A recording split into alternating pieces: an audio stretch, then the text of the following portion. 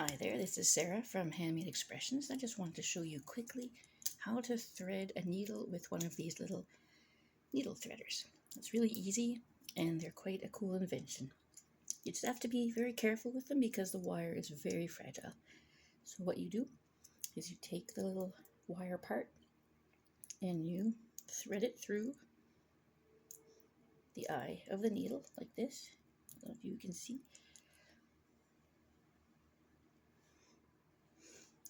Put some black behind it here. There, so you can see. And then you thread your thread through the needle threader carefully.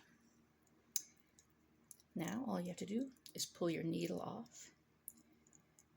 And there you go. Now just pull one thread out. And your needle is threaded. It's the greatest little invention. Thanks for watching.